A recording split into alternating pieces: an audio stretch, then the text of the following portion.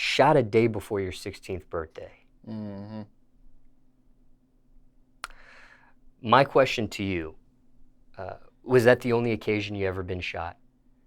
Nah. I You've was been shot again at like 19. So 2 different occasions. Yeah.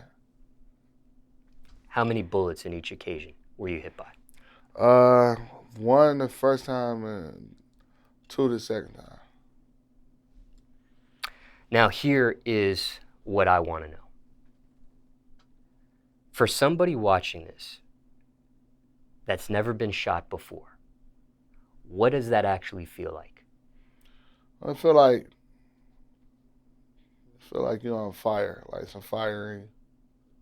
When they say hot lead, then that shit is hot. Like the first time, I didn't even know. I just got hot. Like, what the fuck? I'm shot. Like it's a hot flash throughout your body? It's just hot the area you got shot? It's probably like the area you got shot in. Cause like the first time was in my back, so, and the second time was like twice in the back of my leg. So both experiences, like it was just hot. Like a burning sensation? Mm-hmm. Like somebody took a bat that was on fire and just hit you with that motherfucker and you caught on fire.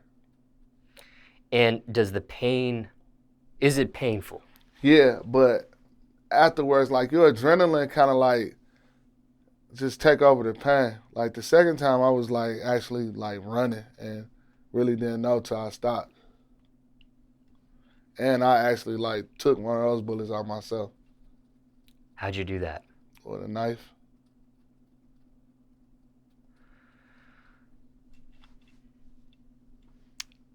Can we get a little detailed on that?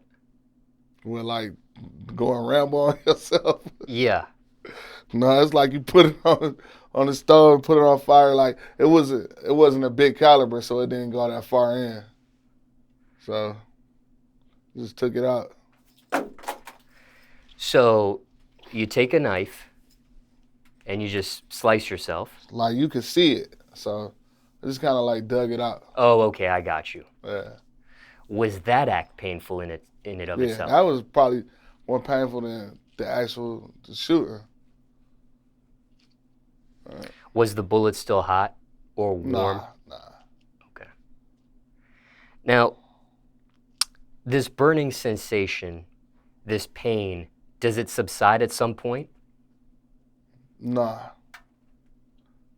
Like probably yeah, like the second time, but like the first time was like it was bad, like because I got hit in my lung and like that bullet is actually still in my back, so that was just like a painful experience and all. Like it wasn't like it wasn't getting no better. It was like I'm hit, surgery, and I'm in the hospital for a while.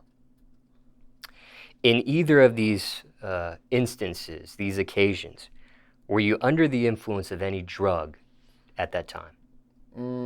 I probably was drinking like the second time. Liquor? Yeah, and this is so long ago. Like it's like hard to really remember like exactly what was going on. But they say like if you drunk, like it's probably like less painful or whatever. Care to share your current age at this point? I'll be 44 in about a month. So both of those occasions were over 20 years ago. Mm-hmm. I'm actually a grandfather now. And for time reference, it's April 2021. Now, in either of these occasions, did you have what they call a near-death experience at all? I believe, yeah, in the first occasion because my lung had collapsed and I couldn't breathe. Let me give you the definition. As defined by Oxford Languages, an unusual experience taking place on the brink of death and recounted by a person after recovery. I know what you mean. Like, nah, I wasn't about to. I didn't see the white light. Okay, yeah. Nah. Didn't get that far. Nah. So that is quote unquote a near-death experience. Yeah, I know what you mean now. But being shot could put anybody near death. Yeah, definitely, but not in that sense. Exactly. Yeah. Looking back, what was your key to survival on each occasion of those gunshot wounds?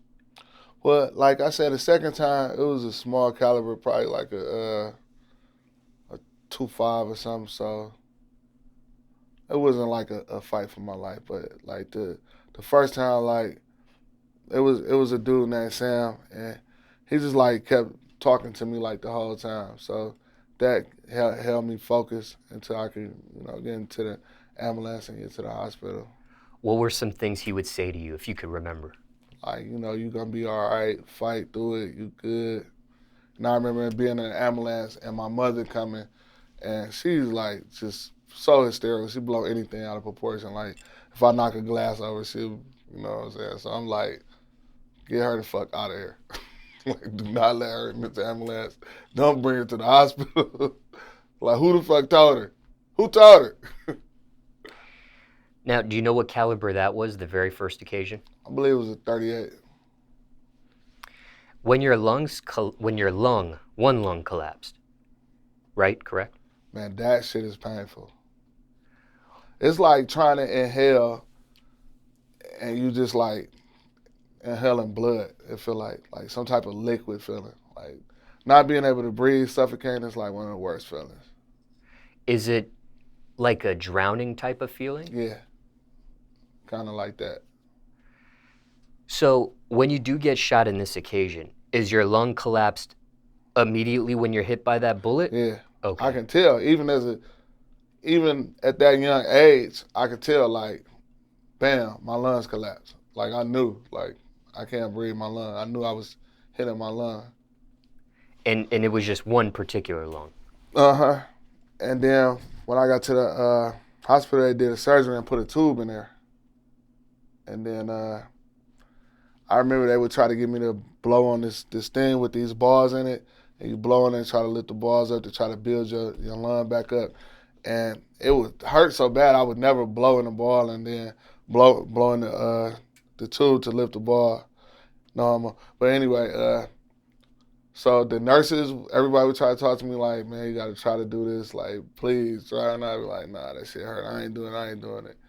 And one day this doctor comes in there and they're telling him like, he won't use the exercise thing. His lungs not getting any better. And he's like, look, if you don't do this, you're going to die. And he just turned around and walked out the room. Left me in there by myself. As soon as he left, I was I started blowing in. He was not playing with you. Yeah, I ain't trying to die. I was blowing on that motherfucker. Do you think he meant what he said, or do you think he was just playing mind games with you to get you to do that? Nah, he wasn't playing. He didn't want to hear my bullshit. Now, mentally, what do those... Let me rephrase. Mentally, what do those gunshot occasions do to you afterwards? After you recover, after everything's settled down, what do you go through mentally? I mean, where I come from, I've been through and seen so much stuff that it's just literally, to me, it's just like a part of life. I remember when I used to smoke cigarettes when I was younger, people used to be like, don't smoke cigarettes, they're going to eventually kill you. And I used to be looking like, I ain't going to die from no cigarette. I'm going to get shot to death. Like, what are you talking about? Get the fuck out of here. Keep smoking because this ain't going to kill me before a bullet could kill me, because that was just like the lifestyle that I was in. So mentally, it really didn't do nothing. The thing that kind of changed my mentality was having kids of my own that I knew that I had to be around to take care of and protect, because if I wasn't there, nobody else was going to do it. Their mother wasn't around. It was pretty much just me and my family. What age were you when you had your first child? 17. So after the first occasion. Yeah. After the first gunshot occasion, you had your first child. Yeah. So every year for 4 years. Oh, so by the time the second occasion happened to you, you had 2 children under your belt. Yeah.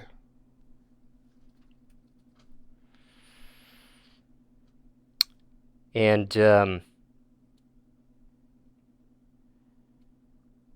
what did you learn from this? What did this teach you, if anything?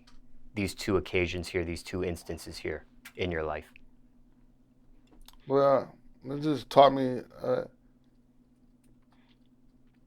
and then it just taught me like to try not to be in the wrong place at the wrong time. Anything can happen, and it don't necessarily have to be something that you brought on yourself.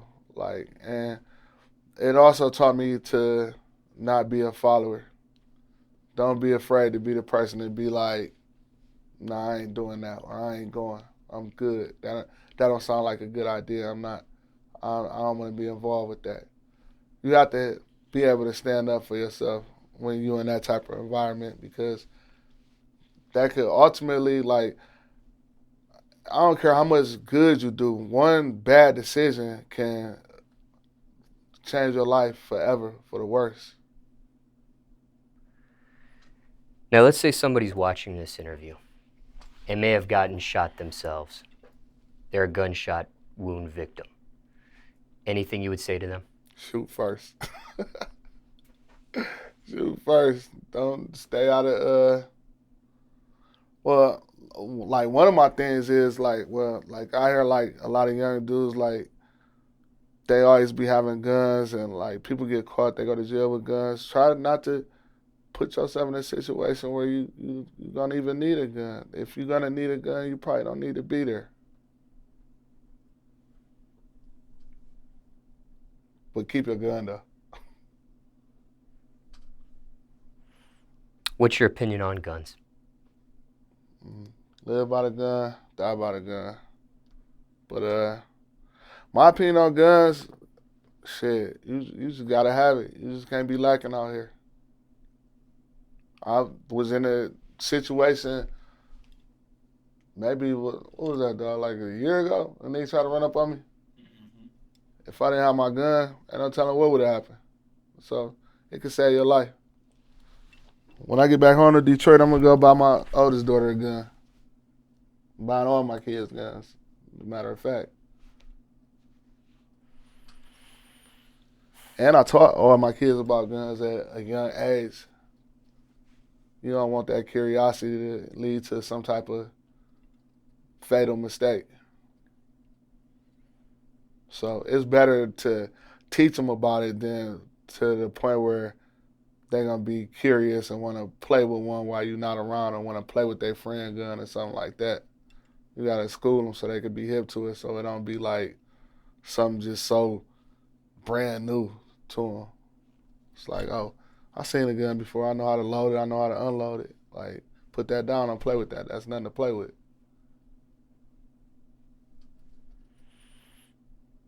Anything else on the subject of guns while we're at it? Yeah, man. Some of these niggas, man, these guns is like fashions to these boys. Y'all ain't gonna do nothing with them guns, man. I be seeing these little niggas all in the studio. Oh, y'all got guns. Ain't nothing yet. Most of y'all niggas, y'all ain't gonna do shit. Man. Stop playing. That motherfucker gonna get you hurt, for real. Has that ever been a worry to you, being in a studio with guns around? Because I've always had guns around. I'm always gonna have guns around. Period. So